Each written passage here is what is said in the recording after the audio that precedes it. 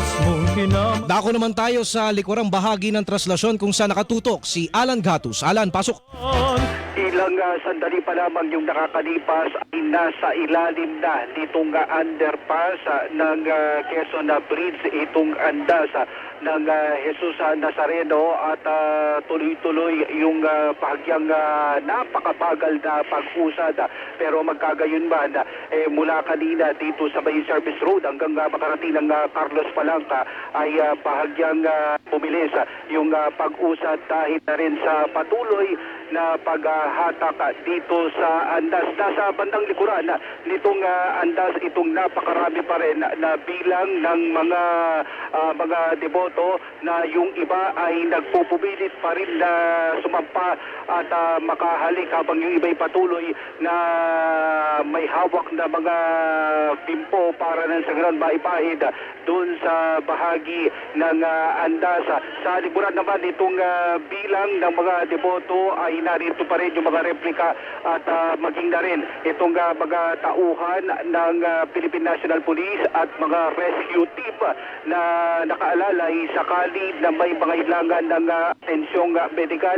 Ang nakikita natin ngayon kumpara kahapon, mas manipis na itong bilang ng mga deboto na narito sa likurang bahagi ng traslasyon at patuloy pa rin na nakikita natin na kung yung iba ay nakasampa na dun sa may bahagi ng andas ay tuluyan na rin na umaalis at humihiwalay na dito sa malaking bulto ng mga deboto ngayon na narito sa bahagi ng traslasyon. Para sa Nazareno 2026, Alan Gatus ng GMA Super Radio, DZBB. Nazareno 2026 Super Radio DZBB Special Coverage. Oras mga kapuso, alas 9:07 ng umaga. Ratsadahin na natin ang mga balita. Panawagan ng simbahan ng Quiapo na ipasok muna sa San Sebastian Church ang poong Jesus Nazareno, hindi pinagbigyan ng mga deboto. Kaninang pasado alas 4 ng madaling araw, nakiusap si Father J. Diquanan, rektor ng Quiapo Church, na ipasok muna ang imahen sa San Sebastian Church kung saan isinagawa ang tradisyonal na dungaw sa imahen ng Nuestra Señora del Carmen. Pagod na umano ang mga ihos, deboto at medical team dahil lagpas 24 oras na ang prosesyon. Pero bago pa man may pasok sa San Sebastian Church ang Jesus Nazareno, hinila na ito ng mga deboto para may pagpatuloy ang prosesyon sa ruta nito pabalik sa Quiapo Church. Ratsada ng mga balita. Dalawa na paulat na nasawi habang nasa traslasyon ng poong Jesus Nazareno. Ayon kay Police Major Hazel Asilo, tagapagsalita ng National Capital Region Police Office, ang isa ay lalaking nasa 30 taong gulang na inatake habang nasa traslasyon sa bahagi ng Castillejos Street. Habang isa pa ay lalaki rin na nabagok naman ng umano ang ulo. Patuloy umano ang investigasyon para sa iba pang detalye sa insidente. Ratsada ng mga balita. Andas ng poong Jesus Nazareno tumama sa ilang mga establishmento na kasama sa ruta ng traslasyon. Kabilang sa mga nasabitan nito ay bubong ng isang gusali. May daanan din ng tubig ang nayupi ng mabangga ng andas habang nasira ang bubong at ang roll-up, roll-down na pintuan ng dalawang tindahan sa kanto ng Bautista Street ng masabitan ng andas. Nasira naman ang signage ng isang karinderya nang tangkain ng ilang deboto na maakyat ang gilid ng andas na nakadikit noon sa bubong ng karinderya. Nakita may tama na rin ang salamin ng andas. Ratsada ng mga balita. Oras mga kapuso, alas 9:09 ng umaga. Bilang ng mga natulungan ng Philippine Red Cross sa pista ng Jesus Nazareno hanggang alas 7:20 ng umaga, umabot sa 849. Ayon kay Dr. Gwendolyn Pang, Secretary General ng PRC, nasa 413 ang kinuhanan nila ng vital signs o isinilalim sa check-up. Habang nasa 404 naman na nagtamo ng mga minor injury gaya ng nagalusan, nahirapang huminga at nagtamo ng maliliit na sugat. Mabot naman sa 30 ang major cases o hinimatay, nagsuka, heavy diarrhea, nabalian ng buto at meron din silang 19 na dinala sa ospital kabilang ang 2 buntis. Ratsada ng mga balita.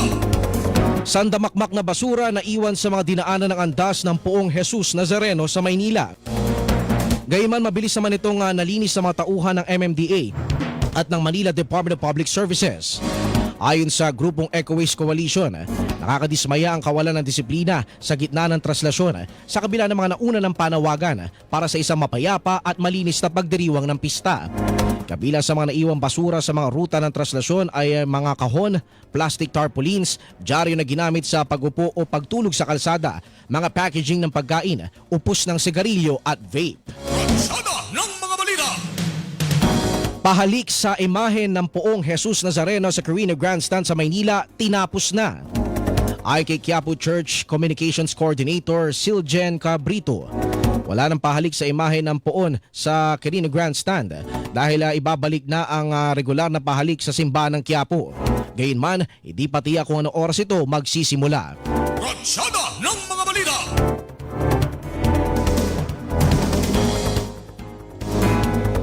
Sa mga balita naman mga kapuso, Bulkang Taal sa Batangas, nagkaroon ng Priato Magmatic Eruption kagabi.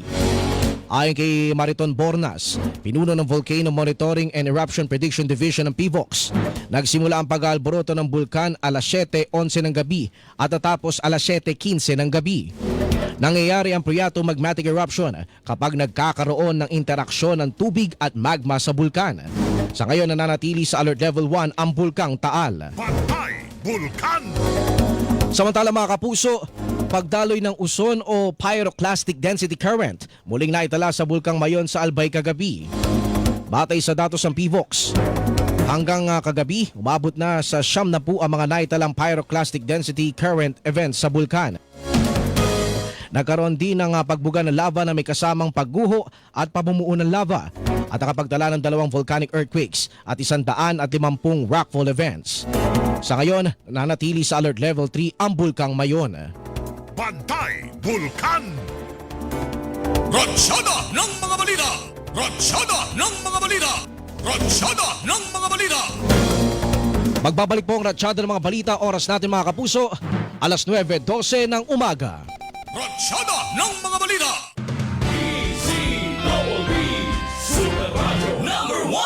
Good morning, my dear plants. Didiligan ko kayo para di kayo matuyo. Kati! Sorry di kita nakita. Nadiligan ka tuloy. Good eyesight makes perfect moments. For expert eye care, state-of-the-art facilities, affordable eyewear, go to EO. EO, love your eyes. For expert eye care, come to EO Executive Optical with over 300 stores nationwide. EO Executive Optical, love your eyes. Tuloy-tuloy ang pamimigay ng papremyo dito sa ating Resibo Panalo Promo. More than 2 million pesos ang ipamimigay kasama ng 1 milyong piso sa grand draw. Easy sumali, easy money. Pumunta lang sa Jamie Radio Promos and Events FB page para sa mga detalye. Ang Jamie Radio Resibo Panalo Promo ay hatid sa atin ng Alaxan FR, Silin Plus, Enervon Z Plus, Rexidol Forte, Cream Silk Vitamin Boost Conditioner, Sunsilk, Super Radio AM nationwide at Barangay FM nationwide. Promo runs from December 14, 2025 to January 31, 2026 per DTI Freight Trade Permit number FTEB 243600 series of 2025. Punong-puno ng ligaya ang aming puso dahil number 1 tayo muli sa Mega Manila. Number 1 AM station, Super Radio DZBB at number 1 FM station, Barangay LS 97.1. Salamat sa regalong ito, mga kapuso. Para hindi mahuli sa mga balita, sundan ang mga social media account ng Super Radio DZBB. Mag-subscribe sa aming YouTube channel at i-follow kami sa Facebook, TikTok at X. Hanapin lamang ang Super Radio DZBB para makita.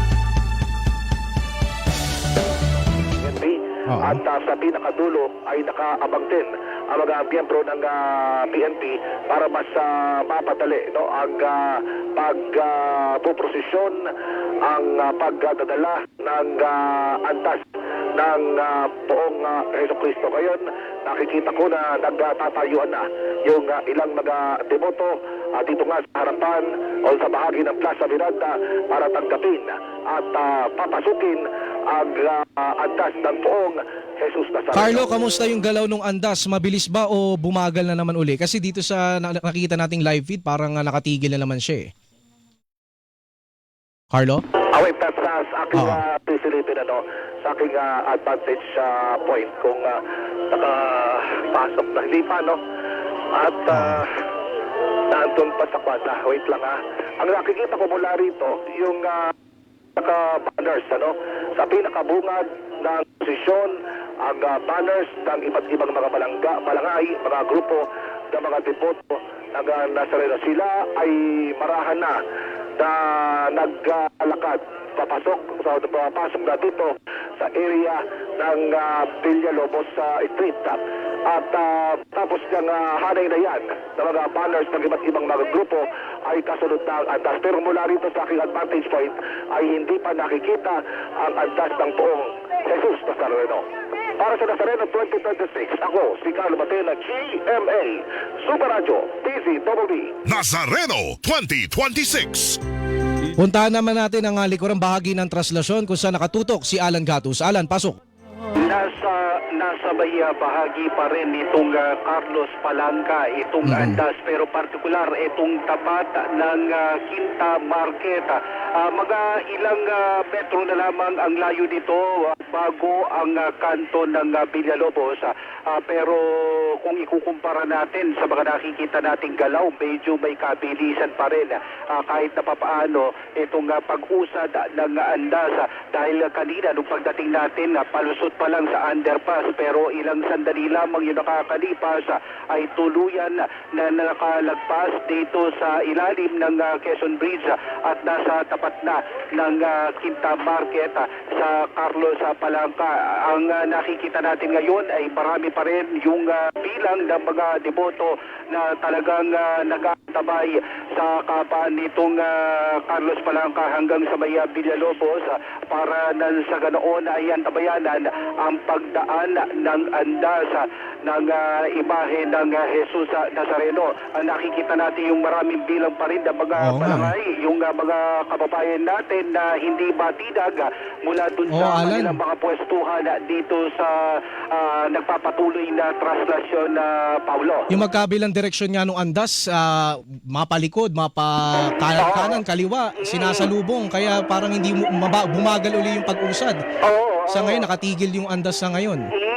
Pero patuloy itong pagsenyas ng mga ihos para na sa ganon itulak at gumalaw ang andas sa bandang likuran. Dito sa pwesto na kinilalagyan natin, natatanaw din natin yung andas at panay yung pagsulbato ng mga ihos para senyasan yung mga deboto na itulak ang andas para gumalaw at kumilos ito, umusad papunta na ng bahagi ng Villalobos. Sa bandang likuran, patuloy pa rin na nakaantabay yung mga tauhan ng Philippine National Police, maging na rin ang iba't ibang grupo ng rescue team para patuloy na malalay dun sa mga kababayan natin, sa mga deboto na kasama dito sa traslasyon. Para sa Nazareno 2026, ako si Alan Gatus ng GMA Super Radio DZBB. Nazareno 2026. Puntahan naman natin si Carlo Mateo na nakatutok na ngayon dyan sa simbahan ng Quiapo kung saan nga po dadalhin ang andas ng poong Jesus Nazareno. Carlo, pasok. Pasok na yung grupo ng mga palangay, iba't ibang grupo ito, ng mga deboto ng Jesus Nazareno. Napakarami nila, nakataas ang kanilang mga kamay, mga palas, nakabukas at kanilang ginaawit ang ama namin. Ang komposisyon nito karamihan mga kabataan at mga lalaki. Meron din ako mga nakikita mga babae sa oras na ito, ito yung mga banners nila, mamamasa ng Franz Baron, Carlo. na po ang Jesus Nazareno, Batang Harrison, Batang Binundo. Ayan ang mga nakikita ko mga banners dito. At Kapatirang Kanal. At yan, no, mga palasang. Carlo, tuwing pumapasok yung andas ng Jesus Nazareno, di ba may pila yan ng mga ihos eh? Ano ba yung mga pila na yon? Sino yung nasa unahan, sino yung nasa gitna? Pakidetalye mo nga. Sa ngayon, ang mga nasa una, tulad ng aking nabanggit, ito yung mga balangay, pati pa mga grupo ng mga deboto, ibit nila yung kanilang mga banners, no? At katulad ng mga binanggit ko pa rin, samahan ng mga namamanata na Tayapas, Tondo, Maynila, lingkod ni Kiko, yan, alagad ng Tondo. At ito, pakinggan mo yung kanilang awit nila.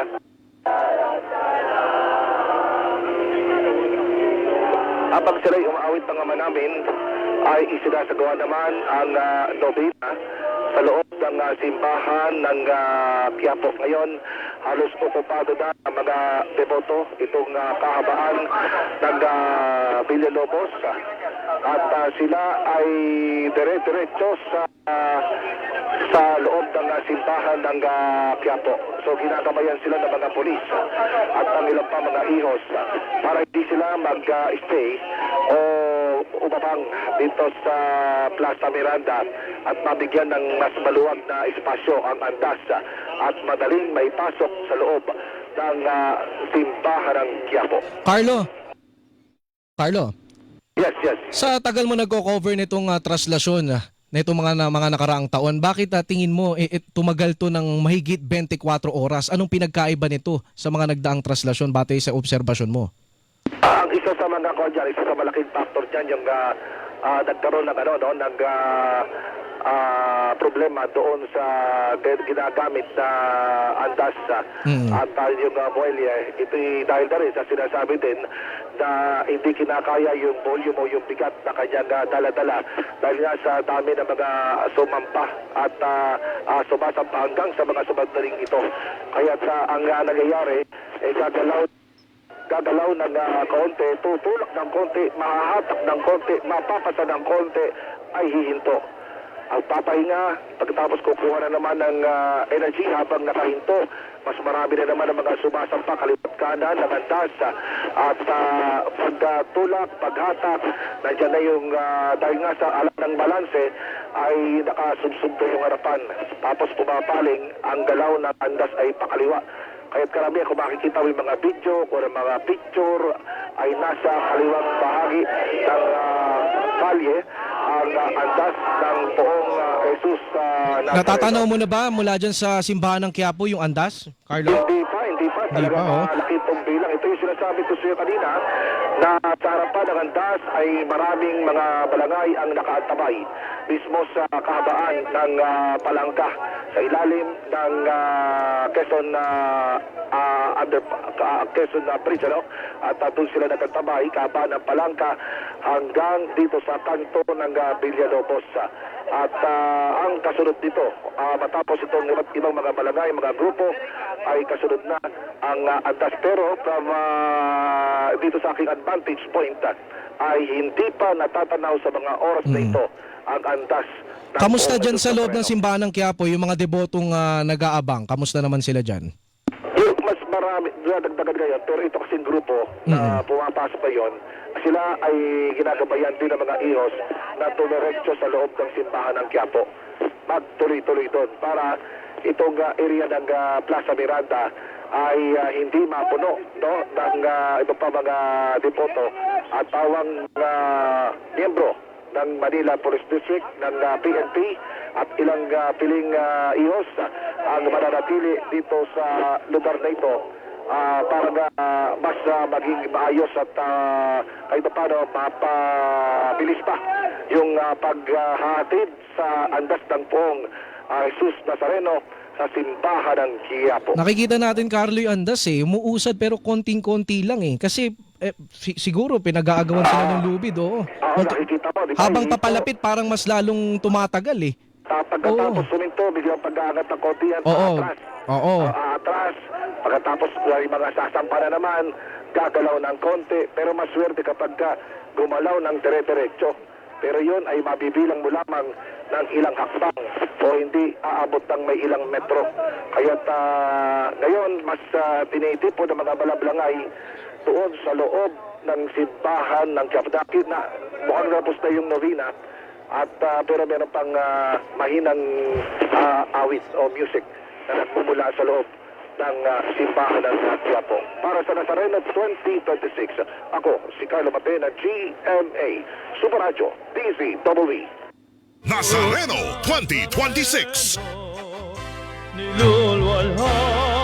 Mga kapuso, tuloy-tuloy lang po kayong tumutok sa Super Radio DZBB, kaugnay nga po ng special coverage sa Nazareno 2026.